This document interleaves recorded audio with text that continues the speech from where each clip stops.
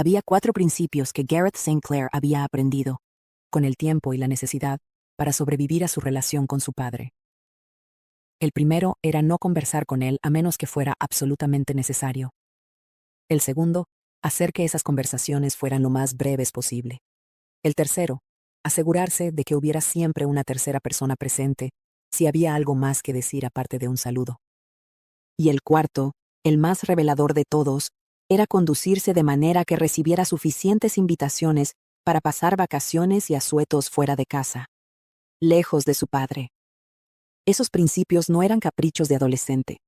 Eran la arquitectura de su supervivencia emocional, construida ladrillo a ladrillo durante años de frialdad, desprecio y rechazo sistemático.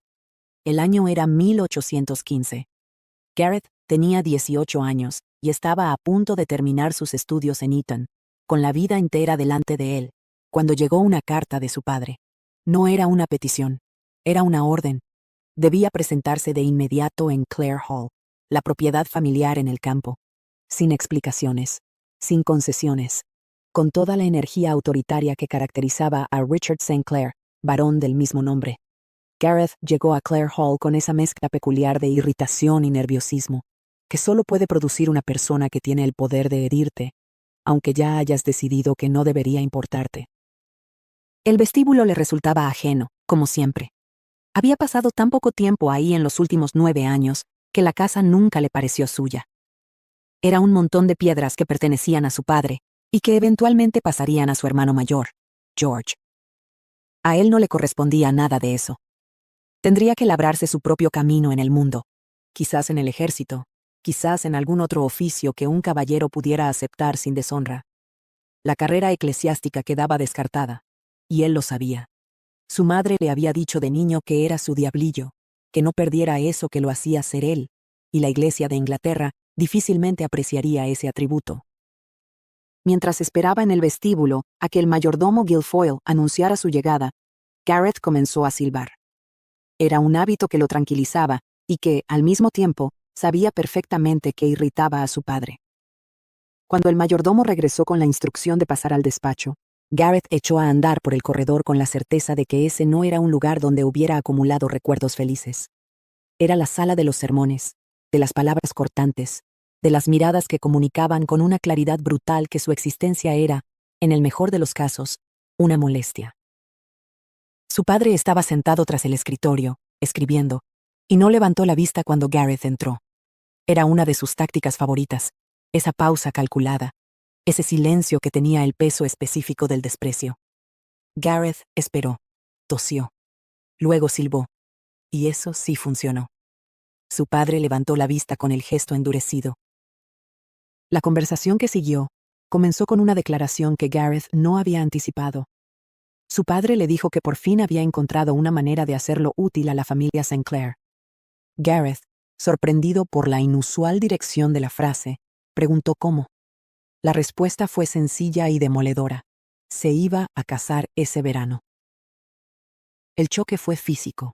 Gareth tuvo que aferrarse al respaldo de una silla para no caer. Tenía 18 años. Sus estudios en Cambridge eran el horizonte que lo mantenía con esperanza. El matrimonio, en ese momento, era una abstracción remota para él, algo que ocurriría en algún futuro lejano y elegido. No así, no de esta manera, no ahora. Su padre explicó que las finanzas de la familia estaban en ruinas. Todo estaba hipotecado.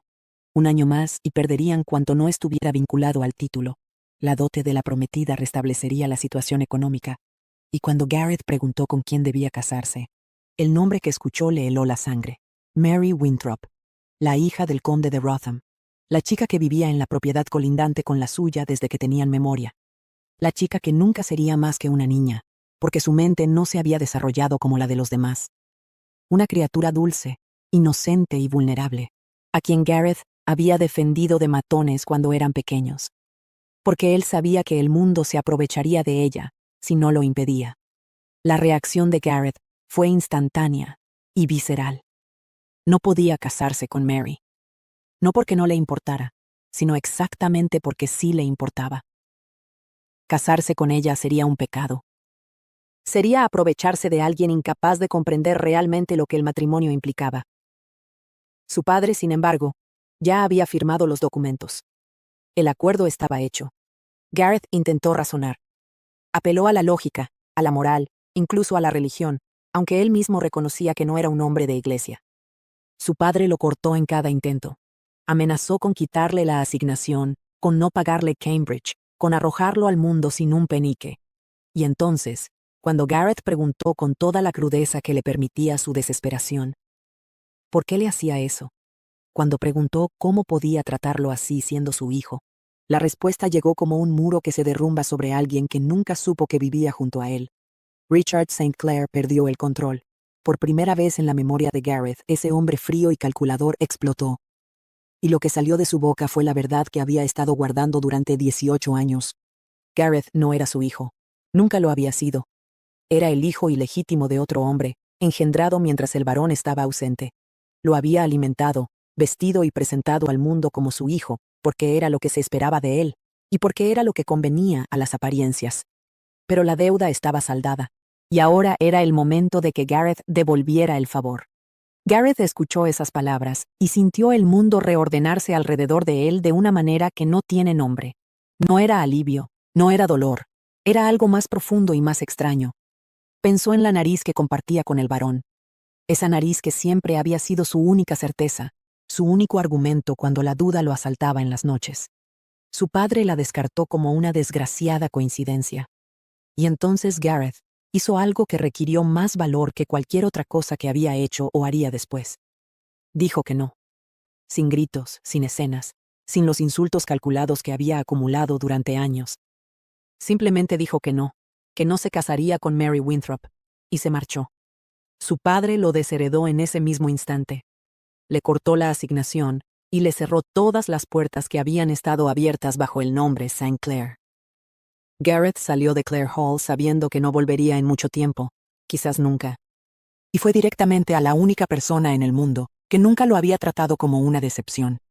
Su abuela materna, Agatha, Lady Danbury. A ella le contó la historia, o la mayor parte de ella. Le contó que su padre lo había repudiado, que lo había echado de casa, que el dinero se había acabado. No le contó lo de su bastardía, porque hacerlo habría significado revelar que su madre, la hija de Lady Danbury, había sido una adúltera. Y aunque Gareth sospechaba que su abuela habría aplaudido de pie al saber que no llevaba la sangre de ese hombre al que ella llamaba sin ceremonias, ese idiota pomposo, no quiso cargar a su madre con esa deshonra póstuma. Lady Danbury no dudó un instante. Le dijo que lo mantendría ella, y así lo hizo. Pagó sus estudios en Cambridge, y cuando Gareth se graduó, con notas respetables aunque no brillantes, le comunicó que su madre le había dejado un pequeño legado. Un legado que ella misma había administrado y protegido desde el contrato matrimonial. Porque Lady Danbury era exactamente el tipo de mujer que prevé esas cosas. Gareth vivía con ese dinero. Tenía un apartamento pequeño pero digno, y una existencia que era modesta sin ser miserable. Sabía que cuando heredara el título, si es que alguna vez lo heredaba, recibiría junto con él una montaña de deudas acumuladas por el varón. Pero también sabía que su única protección real contra cualquier movimiento futuro de su padre era el hecho de que había nacido dentro del matrimonio. La ley lo reconocía como hijo legítimo, independientemente de la sangre. Y el varón, hombre de orgullo infinito, nunca querría hacer pública la historia de su propio deshonor conyugal. Habían pasado 10 años. Y en ese tiempo, Gareth St. Clair había construido una reputación que era, en ciertos círculos, legendaria. Guapo, irreverente, con una sonrisa que prometía problemas y una historia que nadie conocía del todo. Era exactamente el tipo de hombre del que las madres advertían a sus hijas. Y sus hijas, con frecuencia frustrante, lo encontraban por eso mismo irresistible. El otoño en Londres tenía sus rituales. Y uno de los más peculiares era la velada musical anual Smythe Smith. Un evento que reunía a 4 jóvenes de esa familia, 2 violinistas, una celista y una pianista, en una actuación que los testigos describían con esa mezcla específica de horror y lealtad que solo produce el verdadero afecto. La música era, para ser generosos, valiente. Para ser honestos, era un acto de guerra contra los oídos civilizados. Hyacinth Bridgerton lo sabía. Lo sabía cada año y cada año volvía. Esa noche llegó con su cuñada Penélope, esposa de su hermano Colin. y se sentó resignadamente en primera fila, que era exactamente el tipo de sacrificio que se hace por las personas a quienes se quiere o por quienes se ha perdido una apuesta moral. Hyacinth era la menor de los 8 hermanos Bridgerton, una familia cuyos nombres seguían el orden del alfabeto de la A a la H. Su hermano mayor era el vizconde Bridgerton. Su hermana Daphne era duquesa. Francesca era condesa. Y Hyacinth, a sus 22 años, era soltera. Lo que en el vocabulario de su madre, Violet Bridgerton, equivalía a una emergencia en proceso de convertirse en crisis. No es que Hyacinth no fuera un buen partido. Lo era. Era inteligente, tenía conexiones impecables, una dote decente y un atractivo físico que, sin ser espectacular, era genuino. Tenía el pelo castaño abundante y los ojos azules intensos de la familia. Pero Hyacinth tenía también una lengua que no conocía frenos, un ingenio que dejaba a la mayoría de los hombres mirándola con la boca entreabierta y sin saber qué decir, y una personalidad que algunos describían como encantadora, en dosis pequeñas, y aterradora, en cantidades mayores. Ella lo sabía. En sus momentos de honestidad consigo misma, reconocía que los hombres que tenían el valor de acercársele eran raramente los que tenían suficiente inteligencia para resultarle interesantes, y los que tenían esa inteligencia tendían a alejarse antes de que ella pudiera hacer algo al respecto. Llevaba 3 temporadas en el mercado matrimonial y el número de proposiciones iba en descenso. 3 la primera temporada, 2 la segunda, 1 la tercera y ninguna hasta el momento de esta historia. Hyacinth no lo admitiría en voz alta, pero era perfectamente capaz de hacer esa aritmética. Esa noche en la velada Smythe Smith, sentada en primera fila con Penelope y Lady Danbury, que apareció reclamando el asiento del medio con la autoridad de quien sabe que nadie se atreve a contradecirla, Hyacinth estaba cumpliendo con su deber social. Lady Danbury era una de las pocas personas cuya compañía genuinamente disfrutaba. La anciana condesa era arisca, directa hasta la descortesía, e inteligente con una ferocidad que no se suavizaba con la edad. Hyacinth le leía todos los martes, y esas tardes eran, secretamente, uno de los placeres más auténticos de su semana. Esa noche, Lady Danbury mencionó que esperaba a su nieto. La declaración cayó sobre las 2 mujeres con el peso específico de lo inesperado. Gareth St. Clair no asistía a veladas musicales. Gareth St. Clair no asistía prácticamente a ningún evento que pudiera calificarse de decente o familiar. Y sin embargo, ahí lo tenía Lady Danbury prometido para esa noche. La anciana admitió, con una satisfacción apenas disimulada, que había recurrido a cierta dosis de culpa. Puede que hubiera sugerido que no se encontraba bien. Y entonces llegó él. Hyacinth lo había visto antes, naturalmente. Era imposible no haberlo visto si se movía en los mismos círculos sociales de Londres. Pero verlo no era lo mismo que tenerlo sentado al lado, separados apenas por la anchura de un asiento. Él tenía el pelo de ese color ambiguo, entre el castaño claro y el rubio oscuro, suficientemente largo para llevarlo recogido en una pequeña coleta sobre la nuca, en un estilo que desafiaba las convenciones sin llegar al escándalo. Era alto sin exageración, de figura atlética, con una cara que era interesante más que bonita, y unos ojos azules de una intensidad que Hyacinth catalogó internamente como inquietantemente azules, antes de reprenderse a sí misma por la estupidez de ese calificativo. Lady Danbury maniobró con la eficiencia de un general veterano para que Hyacinth cambiara de asiento, alegando que necesitaba sentarse junto a su nieto. Gareth, para sorpresa de Hyacinth y horror de la propia Lady Danbury, fue el primero en atreverse a quitarle el bastón de las manos para que no siguiera golpeando los pies de los presentes. Hyacinth lo observó hacer eso con una mezcla de admiración y cautela. Nadie, hasta ese momento, se había atrevido a meterse con el bastón de Lady Danbury. Él se sentó a su lado, convertido en vecino inevitable durante la actuación musical, que seguía siendo una obra de arte en su categoría particular. Y cuando las señoritas Smythe Smith levantaron sus arcos y la música comenzó, Gareth St. Clair exhaló un suave gemido y susurró, con una sinceridad absoluta, que Dios los asistiera a todos. Hyacinth se rió. No lo pudo evitar. Durante los 30 minutos que siguieron, se descubrió a sí misma en conversación real con ese hombre, el tipo de conversación que no ocurre en los salones de baile, donde todo está diseñado para ser superficial y elegante. Él tenía una ironía rápida que no necesitaba explicación. Ella tenía una franqueza que no conocía el adorno. Y cuando él le quitó el bastón a su abuela y se lo pasó a Hyacinth para que lo guardara, ella lo aceptó con naturalidad, aunque interiormente comprendió que acababa de participar en algo ligeramente conspirador. Después de la actuación, mientras el público aplaudía con el entusiasmo específico de quien celebra que algo haya terminado, Gareth y Hyacinth se encontraron caminando juntos hacia la mesa de refrigerios. Él le ofreció un vaso de limonada con la practicidad de quien observa que tiene sed antes de que ella misma lo haya notado. Conversaron sobre apuestas, sobre el riesgo y sobre la naturaleza de los hombres que no querían casarse, y él admitió sin disimulo que él era uno de esos hombres, confirmando así, sin pretenderlo, la teoría de ella sobre que había que atraparlos para llevarlos al altar. Lo que Hyacinth no esperaba era el momento en que él le tomó la mano para despedirse. La levantó con el protocolo correcto, la inclinación adecuada, los labios apenas rozando el dorso. Pero sus ojos tenían algo que no era protocolo en absoluto. Era un desafío disfrazado de cortesía. Y cuando él dijo que ella tendría que decidir por sí misma si aquello había sido un cumplido, Hyacinth se quedó sin palabras. Cosa que prácticamente no le había ocurrido nunca en su vida.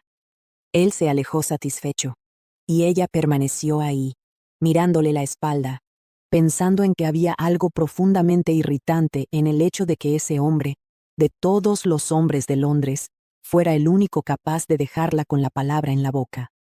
3 días después de la velada musical, Gareth recibió una visita inesperada.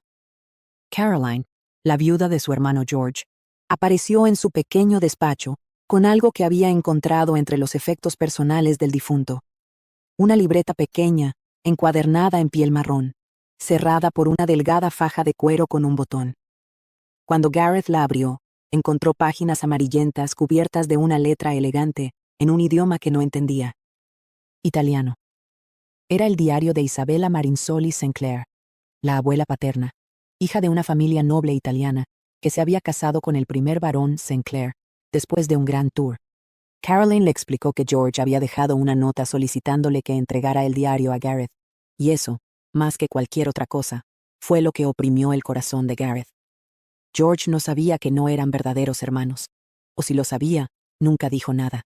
Y esa lealtad silenciosa era, en sí misma, una forma de amor. Gareth sostuvo el diario y pensó en Isabella, a quien recordaba con cariño aunque sus visitas hubieran sido escasas debido a la enemistad entre el barón y su suegra. Ella siempre los llamaba sus 2 ragazzi, sus 2 chicos. Y cuando murió, cuando Gareth tenía 7 años, el dolor que sintió era real, genuino, sin las complicaciones del resto de sus afectos familiares. Necesitaba a alguien que tradujera el diario, alguien discreto, alguien de confianza. Y Lady Danbury, que según ella misma lo sabía todo, era el mejor punto de partida para encontrar a esa persona. El problema fue que Gareth olvidó que los martes por la tarde, Lady Danbury tenía visita. Específicamente, Hyacinth Bridgerton, que llegaba puntualmente cada semana a leerle en voz alta los folletines más dramáticamente inverosímiles que la literatura popular podía ofrecer, y que a Lady Danbury le producían una satisfacción que nunca habría admitido públicamente. Cuando Gareth llegó a casa de su abuela, Hyacinth estaba ahí. Y cuando sacó el diario y lo explicó, cuando Lady Danbury preguntó quién podría traducirlo, Hyacinth levantó la mano con la naturalidad de quien señala que puede hacer algo que nadie le ha preguntado si sabe hacer. Ella entendía el italiano. No lo dominaba, aclaró con una honestidad que él no esperaba, pero con 1 o 2 páginas podía captar el sentido general. Gareth la miró. Hyacinth lo miró. Y en ese instante, el pequeño libro pasó de sus manos a las de ella con un peso que ninguno de los dos podría haber explicado racionalmente. Esa misma tarde, antes de que Hyacinth se marchara, ya había leído los primeros párrafos del diario en voz alta. Isabella escribía sobre su inminente boda, fechada 3 semanas en el futuro. La ceremonia sería en Italia. Y la palabra que Hyacinth enfatizó fue horrendo, horrendo, horrible, horrible. Isabella no se sentía feliz con la perspectiva de ese matrimonio. Lady Danbury resolvió la logística con la eficiencia que la caracterizaba. Hyacinth se llevaría el diario a casa, lo traduciría a su ritmo, y al día siguiente, los dos asistirían al recital de poemas de Lady Plainsworth, donde podrían intercambiar avances. Gareth recibió esa información con la expresión de un hombre que acaba de ser informado de que caminaría descalzo sobre brasas por razones de salud. El recital de Lady Plainsworth resultó ser, si cabe, más inquietante que la velada Smythe Smith. Lady Plainsworth era, por nacimiento, una Smythe Smith, y sus hijas habían heredado el talento teatral de la familia en proporciones generosas. La velada estaba anunciada como un recital de poemas, pero había evolucionado, sin previo aviso a los asistentes masculinos, en una representación dramática compuesta por la propia Harriet Plainsworth, cuyo argumento involucraba simultáneamente a una pastora, un unicornio y Enrique VIII. La lógica narrativa era flexible. Gareth y Hyacinth se sentaron juntos porque no había alternativa razonable, y porque Lady Danbury y la madre de Hyacinth, Violet Bridgerton, habían llegado juntas y ocupado los asientos en la fila de atrás con una coordinación que solo podía ser deliberada. Durante la representación, que incluyó al personaje del unicornio siendo montado por Enrique VIII de una manera que el guionista adulto de la historia no habría recomendado, Gareth y Hyacinth se mantuvieron en una conversación lateral de susurros e ironías compartidas, que fue, para ambos, considerablemente más entretenida que el espectáculo en sí. Fue en ese contexto, cuando Hyacinth le transmitió lo que había encontrado en el diario hasta ese momento. Isabella tenía 17 años cuando comenzó a escribir. Sus padres la habían obligado a casarse, y ella lo expresó con una intensidad que iba más allá del dolor, con una furia contenida que Hyacinth describió diplomáticamente como algo más que dolor. Después del recital, cuando Gareth cumplió con la promesa que había hecho sin querer a la madre de la pastora de conocer a su hija, y cuando Hyacinth lo observó navegar esa conversación con la incomodidad de un hombre que sabe que está atrapado, algo cambió en la dinámica entre ellos. No fue un momento dramático, fue simplemente la acumulación de pequeños momentos en los que dos personas comienzan a verse de manera diferente. Unos días después, cuando Gareth llegó a casa de su abuela y la encontró a ella ahí, leyendo en voz alta, algo en él decidió quedarse. Le habló a Hyacinth del diario directamente, sin rodeos, con la practicidad de quien ha decidido confiar. Y ella respondió con la misma practicidad, con la misma disposición a ir al fondo de las cosas sin perder tiempo en rituales superficiales. Fue en esa visita cuando ella le reveló lo más importante que había traducido hasta ese momento. La abuela Isabella tenía joyas. Diamantes. Su propia abuela le había traído un conjunto de anillos y una pulsera durante una visita posterior al nacimiento del padre de Gareth. Y Isabella, con la inteligencia callada de quien vive en un mundo que no la toma en serio, nunca se lo había dicho a su marido. Las había escondido en la casa St. Clair de Londres, donde el varón rara vez iba porque detestaba la ciudad. Hyacinth lo dijo con una energía que iluminó literalmente su cara, con los ojos brillantes y los gestos animados de quien acaba de descubrir algo que merece ser descubierto. Gareth la observó y comprendió algo sobre ella que no había comprendido del todo antes. Hyacinth Bridgerton era más feliz cuando tenía un objetivo, cuando había algo que perseguir, algo que resolver, algo que encontrar. La implicación de esa revelación era obvia para los dos. Si los diamantes seguían escondidos, si nadie los había encontrado en más de 60 años, era porque nadie había tenido las claves para buscarlos. Y esas claves estaban en el diario. Un diario que ahora estaba en manos de Hyacinth. Gareth dijo que iría él solo a buscarlos. Hyacinth señaló que él no entendía el italiano. Gareth dijo que ella le daría las instrucciones. Hyacinth señaló que ciertas palabras admitían varias traducciones, y que la única manera de estar segura era verlas en contexto, en el lugar físico que describían. Gareth reconoció, internamente, que ese argumento tenía más lógica de la que le convenía admitir. Y así fue como quedó acordado que irían juntos, a medianoche, a la casa St. Clair, a buscar los diamantes de una mujer muerta hace décadas, que había escondido su tesoro de un marido que nunca la mereció. Antes de que llegara la noche de la expedición, hubo un baile. El baile de los Bridgerton, organizado por el hermano mayor de Hyacinth, Anthony, el vizconde, en su casa de Grosvenor Square. Una de esas noches de primavera en que los salones se llenan de velas, música y conversaciones que intentan parecer casuales sin serlo. Gareth llegó y fue directamente hacia donde estaba Hyacinth. Sin rodeos, sin pretender que miraba el resto del salón antes. Ella lo notó y lo señaló.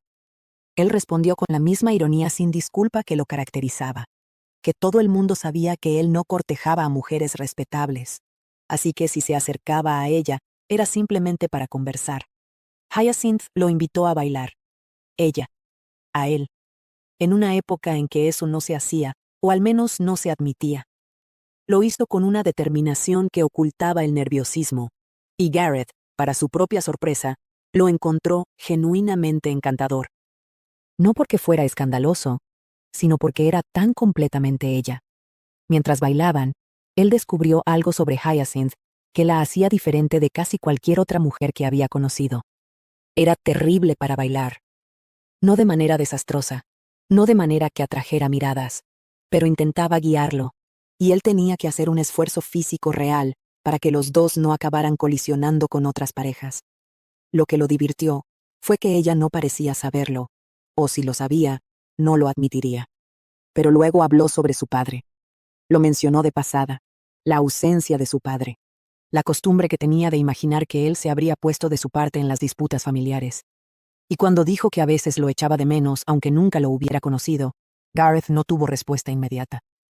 Era exactamente el tipo de dolor silencioso que él también conocía, aunque desde un ángulo diferente.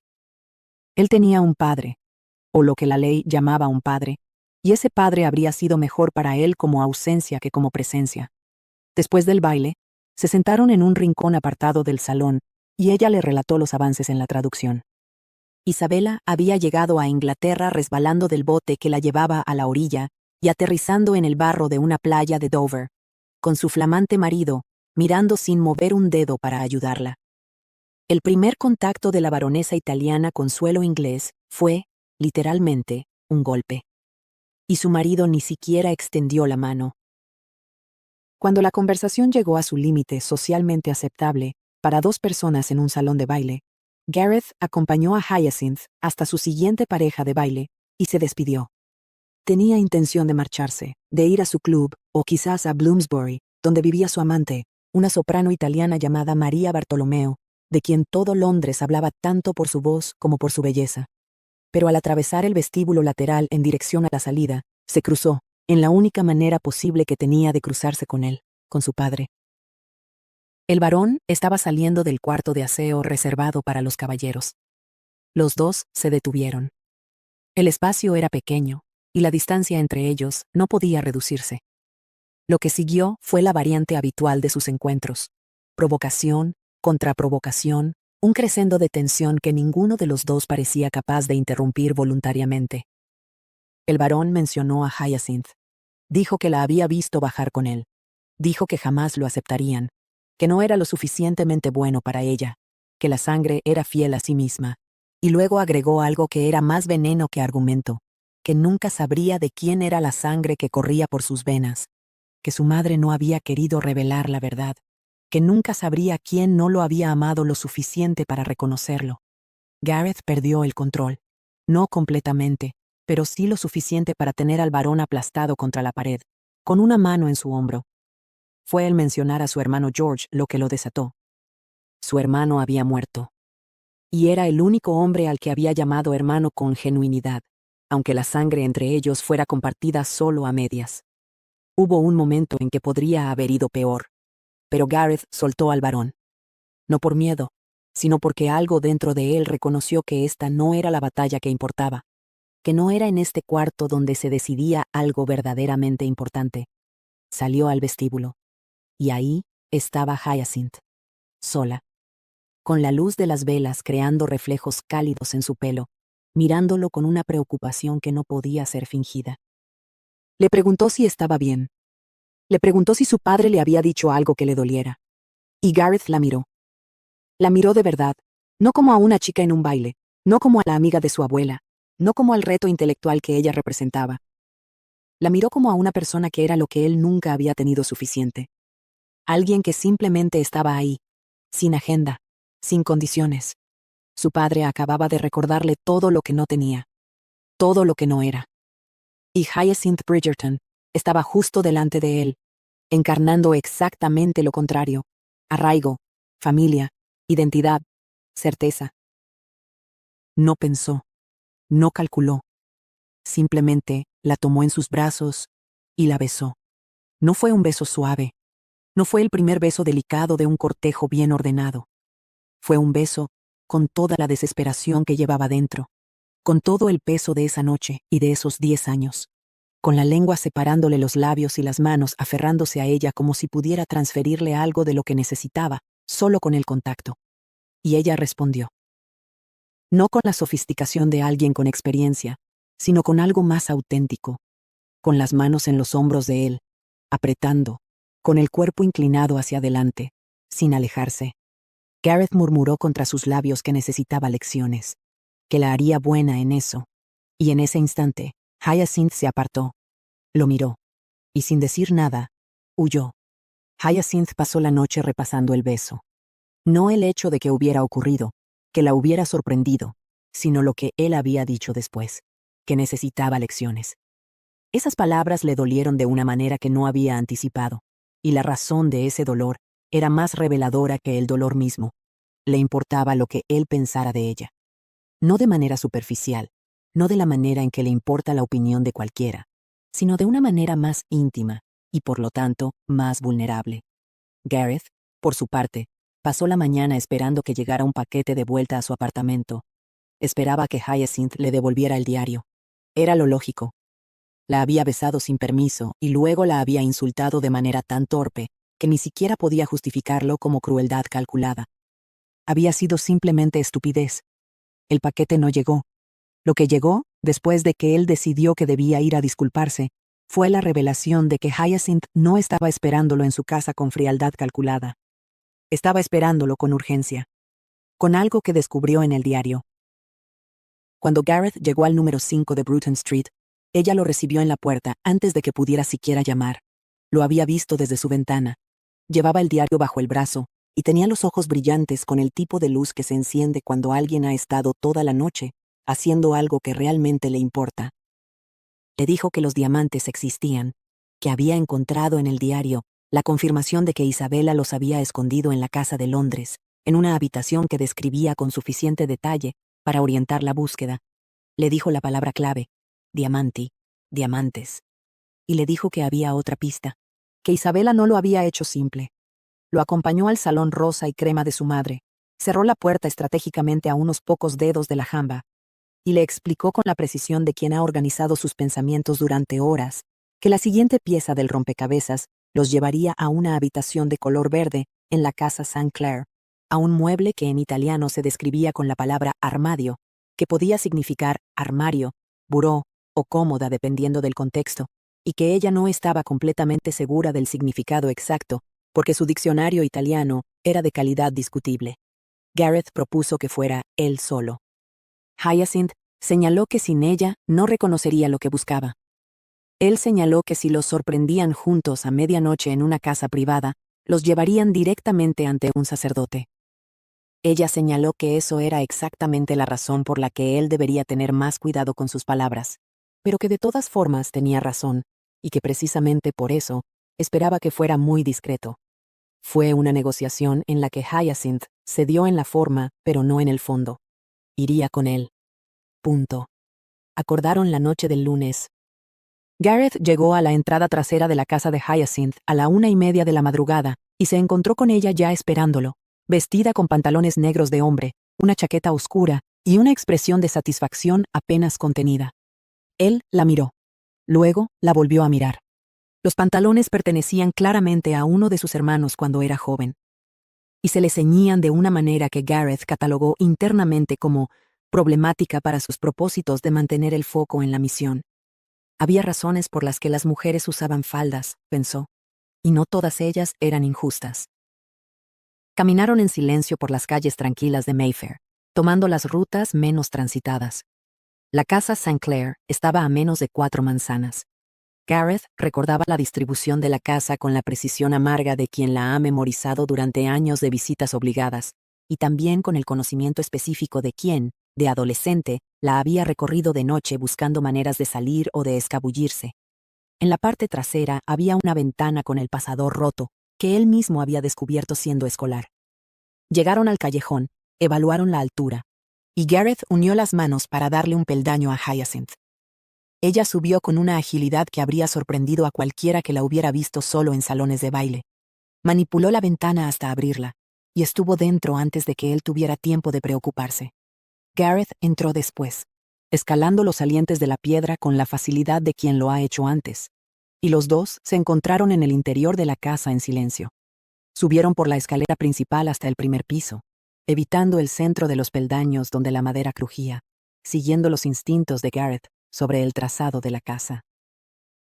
Llegaron al pequeño despacho de la baronesa, una habitación rectangular con 3 puertas, una al corredor, una al dormitorio principal y una a un pequeño vestidor. Las cortinas estaban corridas, pero la luna entraba por los bordes. En el rincón del fondo había un mueble extraño, triangular, de madera oscura, sostenido por 3 patas delgadas que lo elevaban del suelo. Hyacinth lo reconoció al instante. Tenía la forma de algo mediterráneo, de algo traído de otro mundo. Eso era lo que Isabela habría llamado armario. Los cajones estaban vacíos. La puerta del armario, vacía también. Pero cuando Hyacinth pasó los dedos por la base del mueble, siguiendo el contorno de la madera por la parte de atrás, encontró algo. Una pequeña protuberancia, un mecanismo, un trocito de madera que giraba. Gareth intentó llegar a él, pero su brazo era demasiado ancho para ese espacio. Fue Hyacinth quien encontró el ángulo correcto, quien giró el mecanismo con cuidado, y quien vio caer al suelo un pequeño trocito de papel doblado. No era un diamante, era otra pista. El papel era frágil, y la letra era de Isabela, inconfundible, pero el texto resultó intraducible para Hyacinth. No era italiano. Era algo diferente, algo que ninguno de los dos reconocía. Tenían que volver sin haber encontrado lo que buscaban, pero con algo que probaba que estaban en el camino correcto. Volvieron a colocar el mueble en su lugar, cerraron las cortinas como las habían encontrado, y se dispusieron a salir. Fue entonces cuando Gareth detuvo a Hyacinth con un gesto. Había pasos en el corredor. Lo que siguió fue uno de esos momentos que se quedan en la memoria, no por lo que ocurrió, sino por lo que se sintió. Gareth empujó a Hyacinth dentro del armario empotrado del dormitorio de la baronesa, lleno de vestidos de brocado y ropa vieja. El espacio era estrecho. Cuando la persona del corredor abrió la puerta del despacho y luego se asomó al dormitorio, los dos quedaron aplastados en el armario, con la espalda de Gareth pegada al pecho de Hyacinth, cubriendo su cuerpo con el suyo por si la puerta se abría. La puerta del armario se abrió. Un instante. Luego se cerró. Esperaron en la oscuridad. Hyacinth tenía las manos cerradas en la chaqueta de Gareth. Él no se movió. El calor de sus cuerpos en ese espacio pequeño, el ritmo de sus respiraciones tratando de ser silenciosas, la conciencia física de cada punto de contacto entre ellos, todo eso se acumuló en una tensión que no era exactamente miedo. Cuando por fin salieron a la calle y se alejaron lo suficiente de la casa, Hyacinth empezó a reírse. Era una risa que no podía contener. La risa de quien ha sobrevivido a algo y lo encuentra, desde el otro lado, glorioso. Gareth la miró como si estuviera mirando a un ser de otra especie. Ella le preguntó si no encontraba emocionante lo que acababan de hacer. Él la miró un momento más, y luego, a su pesar, admitió que sí, un poco. 2 semanas después, el baile en la casa Bridgerton. Gareth asistió como prometido. Era la primera vez que experimentaba la familia de Hyacinth en funcionamiento como unidad, y el resultado fue desconcertante en la manera más agradable posible. Gregory, el hermano menor de Hyacinth, era exactamente el tipo de persona que Gareth habría disfrutado conocer en otras circunstancias.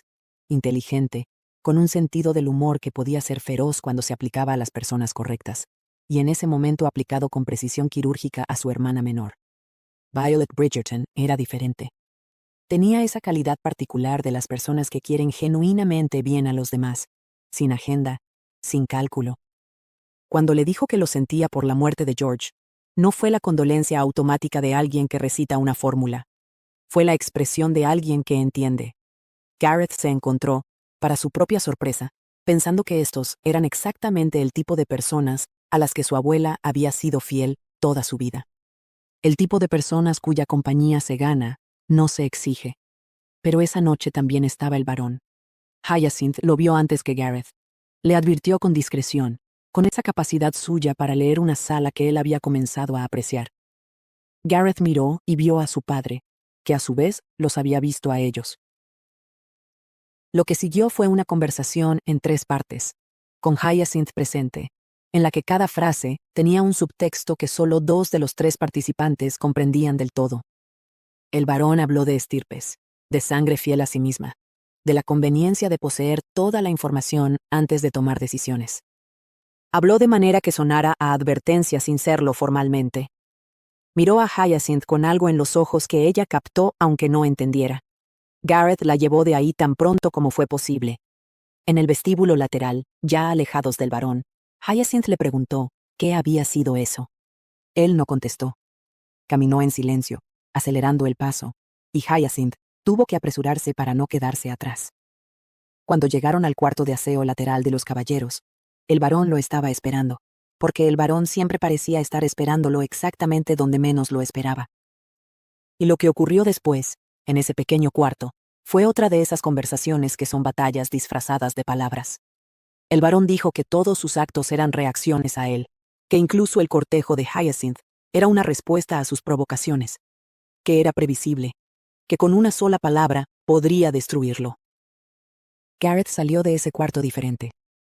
No en el sentido de haber cambiado de opinión sobre nada, sino en el sentido de haberse dado cuenta de algo que llevaba años negando. Que el varón todavía tenía el poder de herirlo, no porque le importara su aprobación, sino porque tenía el poder de actuar, de revelar, de destruir. Y mientras procesaba todo eso, una idea tomó forma en su mente. La única manera de asegurarse de que el varón no pudiera detener lo que él quería construir era actuar primero. Y lo que quería construir, comprendió con una claridad que lo sorprendió, era Hyacinth, era su familia.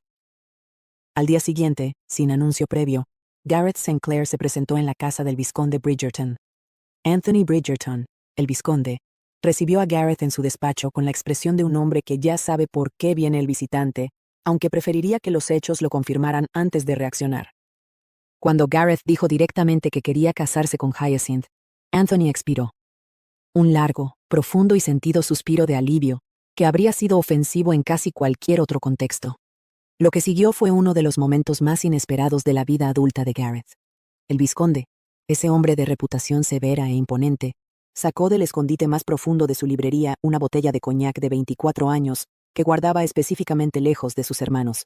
La descorchó, sirvió 2 copas y anunció que eso merecía una celebración. Gareth lo miró sin saber qué decir. Anthony explicó, con una honestidad que tenía el sabor inequívoco de alguien que lleva años esperando este momento, que Hyacinth era un premio, que era inteligente, única, completamente imposible de domeñar, y que había muy pocos hombres en el mundo capaces de ser su igual. Que él, en sus 4 hermanas, había aprendido todo lo que hay que aprender sobre el tema. Y que las 3 mayores ya estaban fuera de sus manos, casadas con buenos hombres que las merecían. Solo quedaba Hyacinth. Le dio su permiso. Pero también le advirtió que lo pensara bien antes de proponérselo, que si no estaba completamente seguro, si había alguna duda, podía marcharse y Hyacinth nunca sabría que esa conversación había tenido lugar, porque si Hyacinth era difícil de querer, era porque merecía ser querida completamente, sin reservas. Gareth lo miró a los ojos y le dijo algo que no había planeado decir, que sabía lo que era estar solo, que aparte de su abuela, George había sido la única persona que había tenido, y que si se casaba con Hyacinth, los tendría a todos ellos. Anthony no dijo nada durante un momento. Luego le respondió que sí, que los tendría a todos, para bien y para mal. Y Gareth, por primera vez en muchos años, no tuvo ninguna duda de que, para mal, incluido, era todavía un trato extraordinariamente generoso. Salió de la casa de los Bridgerton y caminó directamente a la de su abuela. Era martes. Hyacinth estaría ahí. Entró en el salón, cruzó la distancia hasta donde ella estaba sentada, apartó la mesa de centro, hincó una rodilla en el suelo y la llamó por su nombre. Solo eso al principio. Hyacinth. 3 veces, de maneras ligeramente distintas, hasta que ella tuvo los ojos nublados por la emoción y no podía terminar ninguna frase. Lady Danbury, que había fingido no oír nada, respondió por ella. Dijo que se casaría con él. Y entonces Hyacinth, recuperando suficiente voz, dijo que sí. La abuela salió del salón con una velocidad sospechosa, para alguien que decía estar cada vez más inválida, y cerró la puerta completamente, dejándolos solos con la discreción de quien sabe exactamente lo que está haciendo. Cuando más tarde Hyacinth le preguntó por qué le había pedido que se casara con él, Gareth no contestó. No porque no supiera la respuesta, sino porque no la tenía organizada en palabras todavía. Y ella, que normalmente no dejaba pasar ninguna pregunta sin respuesta, lo dejó estar. Mintió a Lady Danbury, que preguntó lo mismo. Le dijo que él había respondido que no podía no casarse con ella. No era lo que había dicho, pero era lo que ella deseaba haber oído. Y quizás, en algún sentido más verdadero, era lo que él había querido decir. Las 2 semanas de compromiso fueron, en términos de London Social Calendar, extraordinariamente activas. La ópera, el teatro, los bailes, los paseos. Gareth acompañó a Hyacinth a todos y cada uno de esos eventos con una regularidad que sorprendió a quienes lo conocían, que esperaban que su período de cortejo fuera lo suficientemente mínimo para cumplir con las apariencias sin comprometer su libertad. Pero hubo algo más que estaba ocurriendo en paralelo, algo que Gareth había trazado con una frialdad calculada que él mismo reconocía como moralmente cuestionable. Estaba seduciendo a Hyacinth. No de manera brutal, no de manera cruel, pero sí de manera deliberada. Un beso aquí, una caricia allá, una conversación que llegaba hasta cierto punto y se detenía con el efecto de una promesa no cumplida. La dejaba deseando más, y luego se marchaba. La razón era la misma que lo había impulsado a casarse con ella en primer lugar. El miedo. No a perderla exactamente, sino a que el varón encontrara la manera de interponerse. Si el diario de Isabella revelaba la verdad sobre su nacimiento antes de la boda, si el varón decidía hacer pública su historia, si los Bridgerton se enteraban de que el hombre con quien iba a casarse su hija menor era de origen incierto, podría haber dudas, y las dudas podían deshacer compromisos. La única manera de hacer el matrimonio irrevocable era hacer que Hyacinth no pudiera retirarse. Y la única manera de hacer eso, en el mundo en que vivían, era que ella ya no fuera virgen. Era un plan frío. Gareth lo sabía. Pero lo que no calculó, lo que ningún plan puede calcular, es que cuando llegó la noche en que Hyacinth estaba en su dormitorio esperándolo, cuando la encontró recostada en su cama con la naturalidad de quien ha tomado una decisión y no tiene intención de retroceder, lo que él sintió no fue la satisfacción táctica del estratega. Fue algo completamente diferente. La besó como si fuera la primera vez que lo hacía bien. No con la desesperación de aquella noche en el vestíbulo del baile Bridgerton, sino con toda la atención que ella merecía. Fue cuidadoso. Fue paciente. Y fue tan consciente de su inexperiencia que cada reacción de ella lo afectaba de maneras que no había anticipado. Cuando terminó, cuando los dos yacían en silencio con las respiraciones recuperando su ritmo normal, Hyacinth dijo que era fantástico que fueran a casarse. Y Gareth se echó a reír. Una risa real, no calculada, no irónica. La risa de alguien que ha sido sorprendido por la alegría. Pero la noche no había terminado. Hyacinth, con la energía inexplicable de quien acaba de vivir una experiencia que habría dejado exhausta a cualquier persona razonable, le recordó que tenían una expedición planeada. Las joyas. La biblioteca. La siguiente pista. Gareth argumentó. Hyacinth insistió. La comparación con Lisístrata fue de Gareth, y fue absolutamente pertinente. Y así fue como, 1 hora después de haber hecho el amor por primera vez, los dos estaban caminando juntos por las calles de Mayfair, hacia la casa St. Clair, con las botas silenciosas de Hyacinth y el cansancio bien disimulado de Gareth. La biblioteca era exactamente lo que él había dicho que sería.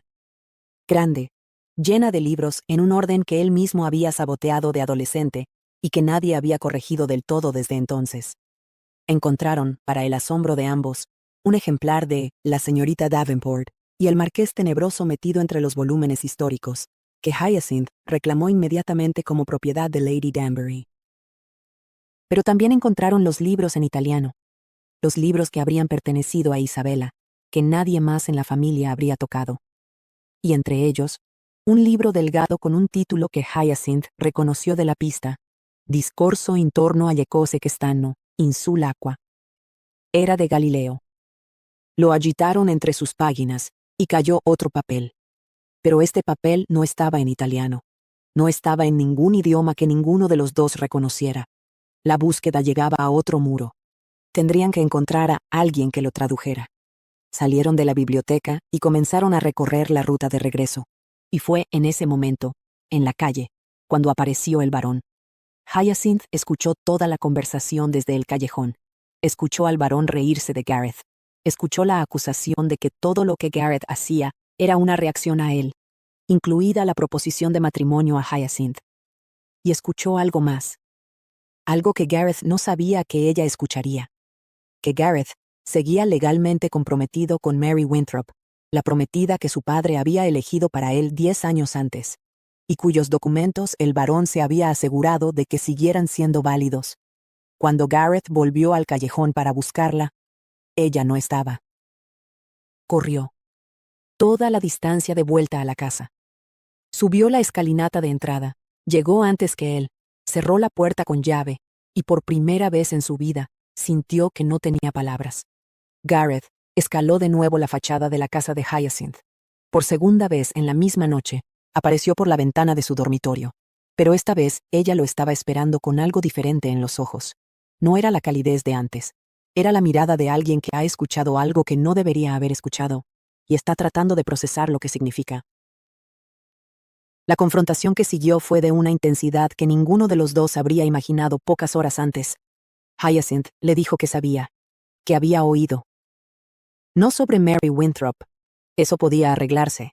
Ella era suficientemente pragmática para entender que esa era una complicación legal, no emocional. Lo que no podía ignorar era la otra cosa que había escuchado. Le preguntó directamente. ¿Sabía él por qué le había pedido que se casara con él? Gareth intentó responder. Intentó explicar. Tenía razones reales, genuinas. Le gustaba a ella, le gustaba su familia, la deseaba, la admiraba. Pero no pudo evitar que entre esas razones apareciera la imagen de la cara de su padre al enterarse. El placer anticipado de ese triunfo. Y eso era lo que Hyacinth había visto desde el principio. Le dijo que todo lo que él hacía era en reacción a su padre, que el varón lo había dicho, pero que eso no lo hacía falso, que ella lo conocía lo suficiente para saber que había algo verdadero en esa acusación, que no cuestionaba que le importara, no cuestionaba que la deseara, pero que no estaba segura de que le hubiera propuesto matrimonio si el varón no hubiera existido. Y eso la hacía sentirse usada, como un peón en un tablero de ajedrez cuyas reglas ella no conocía del todo. Gareth no encontró las palabras correctas. Las buscó y no llegaron. Y Hyacinth, que tenía suficiente dignidad para no llorar en su presencia, aunque estuviera al borde de hacerlo, le pidió que se marchara. Él saltó por la ventana. Llegó al suelo. Miró hacia arriba. La ventana estaba oscura. Pasaron 3 días. Gareth no fue a visitarla. Hyacinth no le escribió. Era una especie de armisticio no declarado, en el que los dos estaban procesando lo ocurrido desde sus respectivas trincheras. Violet Bridgerton, que observaba a su hija con la atención de quien lleva 22 años leyendo ese libro particular, notó que algo había cambiado. No preguntó directamente. Preguntó de manera oblicua, rodeos que no engañaban a nadie, pero que daban a Hyacinth la posibilidad de no responder si no quería. Lo que siguió fue una de esas conversaciones entre madre e hija que ocurren cuando las dos han llegado al punto en que el silencio costaría más que las palabras. Violet le habló de la noche en que Hyacinth nació, pocos meses después de la muerte de su padre. Le habló del miedo que había sentido, del peso de la responsabilidad, de la sensación de que esta niña, la última, llegaría al mundo en la oscuridad del duelo. Y le habló del momento en que Hyacinth, recién nacida, la miró a los ojos y le guiñó el ojo. 2 veces. Con una intención que no podía ser real pero que parecía real. Violet dijo que Hyacinth la había salvado, que era la primera vez que sonreía desde que había muerto su marido, y dijo también que esa misma fuerza que la había salvado a ella podía ser la razón por la que Hyacinth a veces huía de lo que la asustaba, que cuando encontraba a alguien que podía seguirle el ritmo, su primer instinto era alejarse, catalogarlo como inconveniente, decidir que no le gustaba. Hyacinth escuchó y no discutió, y en el silencio después de que su madre terminara, algo se reorganizó dentro de ella. Amaba a Gareth St. Clair. Eso lo sabía. Lo supo antes de que él le pidiera que se casara con él, quizás incluso antes de que ella misma lo admitiera. Y amarle no era algo que pudiera elegir hacer o dejar de hacer según la conveniencia. El amor no funcionaba así. Lo que sí podía elegir era qué hacer con eso. Mientras tanto, Hyacinth había continuado trabajando en el diario. No podía dejar de hacerlo. Las joyas eran un objetivo, sí, pero el diario se había convertido en algo más. En la historia de una mujer que vivió en silencio, que guardó sus pensamientos en páginas que nadie leería durante décadas, que escondió sus tesoros de un hombre que nunca la vio del todo. Y entre esas páginas, Hyacinth encontró algo que no buscaba. La noche del martes, de regreso de la casa de Lady Danbury, donde había pasado la tarde leyendo en voz alta mientras la anciana dormitaba con la tranquilidad de un gato satisfecho, Hyacinth fue a su habitación, abrió el diario en el punto donde lo había dejado y empezó a leer en silencio. Saltó hacia el año 1796, 9 meses antes del nacimiento de Gareth. Isabella escribió sobre su llegada a Clare Hall en verano. Escribió que su hijo, el varón, se había marchado a Londres, y que su nuera Anne parecía contenta de que no estuviera. Escribió que el pequeño George era un tesoro. Escribió que era más feliz cuando Richard no estaba. Y en la entrada de septiembre del mismo año, Isabella escribió algo que hizo que Hyacinth se sentara más recta en su silla. Anne estaba embarazada, y todos sabían que no podía ser de Richard. Él había estado ausente 2 meses. 2 meses completos. Y Anne no quería revelar la verdad. Hyacinth leyó eso 3 veces. Luego siguió leyendo. No encontró en esas páginas el nombre del padre de Gareth esa noche. Lo encontraría más tarde, en otra sesión, cuando Isabella lo escribió entre líneas, después de que Gareth naciera, después de que ella lo mirara y viera en él la nariz St. Clair, y comprendiera lo que eso significaba. Que el padre del niño no era un desconocido. Era alguien que llevaba la misma sangre que el varón. El hermano de Richard.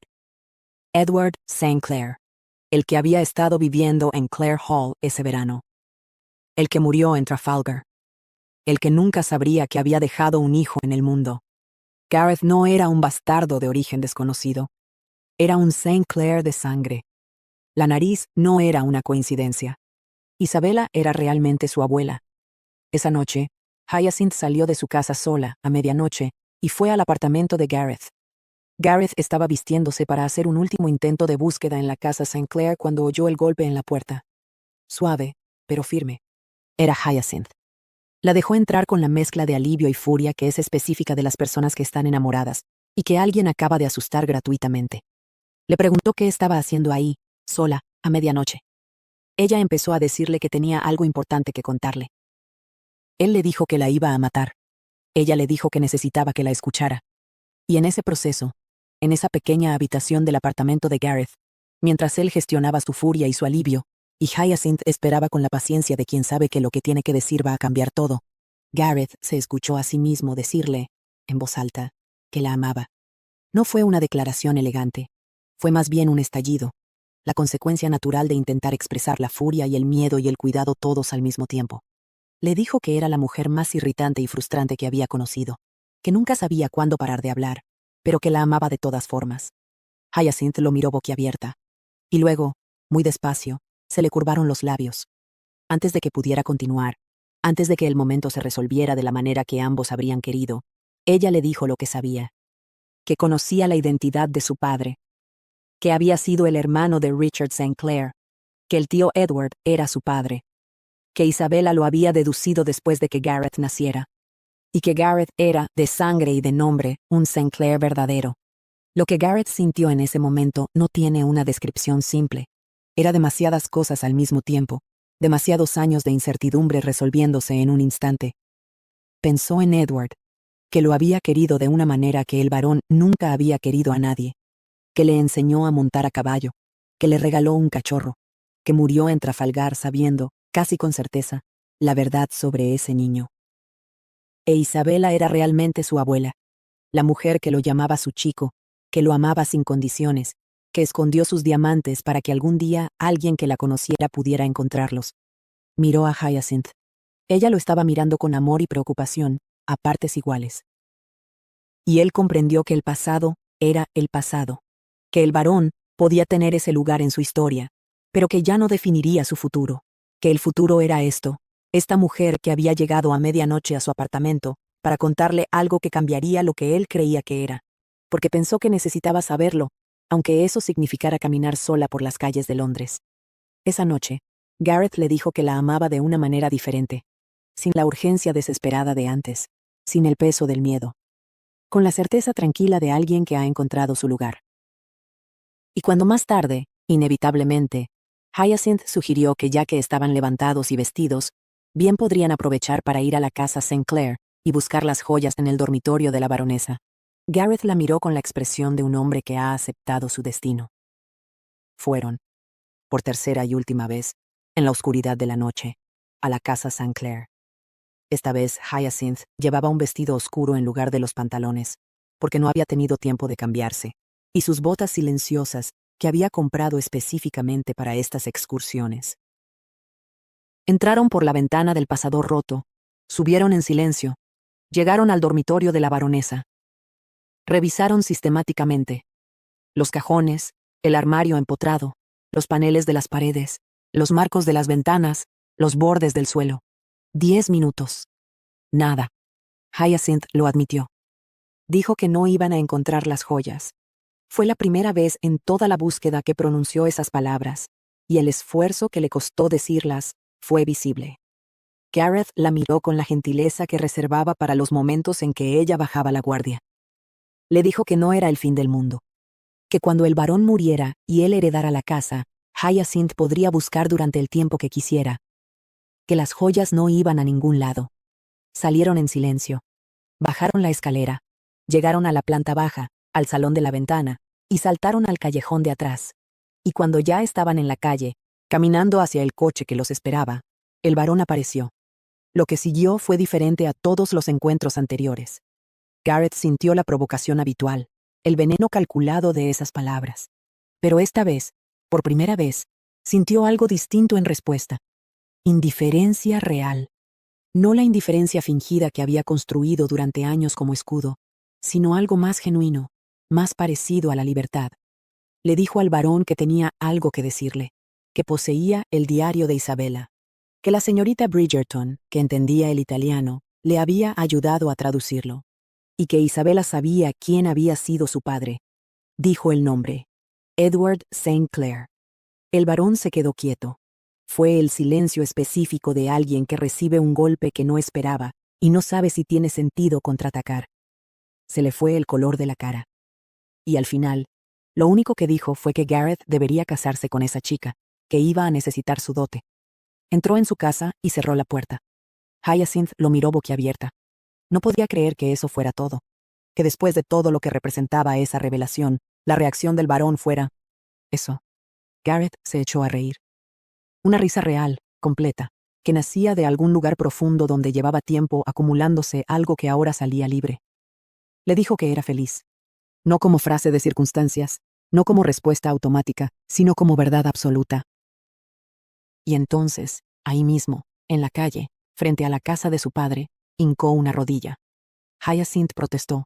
Le dijo que los verían, que era pasada la medianoche, que estaban en medio de la calle. Gareth le dijo que dirían que estaban enamorados. La miró desde abajo, cogiéndole la mano, y le dijo todo lo que no había podido decirle antes. Que la amaba, porque no podía imaginarse la vida sin ella, que quería ver su cara por la mañana, por la noche, y en todos los momentos entre medio. Que quería envejecer con ella. Que quería ser el marido que se quejaba con sus amigos de lo mandona que era, sabiendo secretamente que era el hombre más afortunado de la ciudad. Que quería que ella fuera su familia. Y entonces le preguntó si quería casarse con él. No porque fuera la segunda vez que se lo pedía, sino porque esta vez era diferente. Esta vez era por las razones correctas. Hyacinth se quedó en silencio unos segundos. Luego se le llenaron los ojos de lágrimas. Y luego dijo que sí. Se arrojó en sus brazos y repitió la palabra hasta que él la hizo callar con un beso. 4 días después del final de esa noche, Gareth fue a visitar al conde de Wrotham y tuvo una conversación que despejó, con relativa facilidad y con el añadido diplomático de que Violet Bridgerton tomaría bajo su ala a las hijas menores del conde en la próxima temporada. El asunto del antiguo compromiso con Mary Winthrop. 4 días después de esa visita, Violet Bridgerton informó a Gareth que su hija no se casaría deprisa. que habría una boda adecuada. Y así Gareth esperó 2 meses, que le parecieron más largos que cualquier período comparable de su vida, y se casó con Hyacinth en la iglesia de St. George de Londres, en una ceremonia que fue pomposa pero de buen gusto. 11 meses después nacería su hijo George. 2 años más tarde, Isabella. El barón St. Clair murió 6 años después de la boda, cayendo de su caballo durante una partida de caza. La muerte fue instantánea. Gareth asumió el título, y la familia se trasladó a la casa St. Clair. Y desde ese día, hasta el presente de la historia, Hyacinth no había dejado de buscar los diamantes de Isabella. Su hija mayor, la niña de 8 años que llevaba el nombre de la bisabuela que nunca conoció, pero que había marcado su historia de maneras que ninguno de los dos podía haber anticipado, había aprendido italiano con una pasión que había superado a la de su propia madre en menos de un año. Y esa tarde de martes, mientras Hyacinth revisaba por enésima vez el cuarto de aseo de los aposentos de los niños, buscando paneles sueltos en el rodapié, la pequeña Isabella St. Clair estaba en su cuarto trabajando en una traducción de Galileo, con la concentración de una académica en miniatura. Fue Isabella quien lo encontró. Estaba en el cuarto de aseo de los aposentos de los niños, que tenía las paredes revestidas de azulejos orientales en colores que a ella le parecían los más bonitos de la casa, y notó algo que no debería estar ahí. Una grieta nueva entre 2 azulejos. No era accidental. Era demasiado precisa para ser accidental. Con la paciencia y la metodología que habría reconocido su madre, y que era, claramente, herencia directa de ella, Isabella buscó un instrumento. Usó el peine de plata de su tocador para trabajar el yeso, y fue separando el azulejo de la pared con la delicadeza de quien sabe que lo que está haciendo no debe hacerse rápido. El azulejo cedió. Detrás había un hueco cuadrado. Dentro del hueco había una pequeña bolsa de terciopelo cerrada por un cordón de seda. Isabella la abrió, y sobre su mano cayó una cascada de diamantes. Un collar. Una pulsera. Exactamente como los había dibujado su padre, en ese papel que su madre guardaba en el cajón de su escritorio, como si fuera lo más valioso que había recibido en su vida. Isabella los miró durante un largo minuto. Su madre la estaba llamando desde el cuarto de abajo. Las clases de baile eran a las 2. Faltaba poco tiempo. Había sumas que terminar. Y la pequeña Isabella St. Clair, que tenía 8 años, y el alma de su madre y, según decían, el sentido del humor de su padre, miró los diamantes, sonrió, y los guardó donde los había encontrado. No era el momento de mostrarlos. Todavía no. Tenía sus razones, que eran las razones de una niña de 8 años, con una mente que ya funcionaba, de manera que hacía que los adultos se miraran entre sí, con expresión a la vez orgullosa y levemente alarmada. Cuando fuera mayor, deseaba ser exactamente como su madre. Y luego, cuando tuviera la edad suficiente, exactamente como su bisabuela Danbury, que seguía manejando su bastón con precisión desde la silla de ruedas, y nunca había perdido ni una sola batalla verbal en la que hubiera decidido participar. Sería, pensó Isabella St. Clair, mientras salía del cuarto de aseo con los diamantes a salvo en su escondite y una expresión de inocencia perfectamente calibrada en la cara, una vida maravillosa.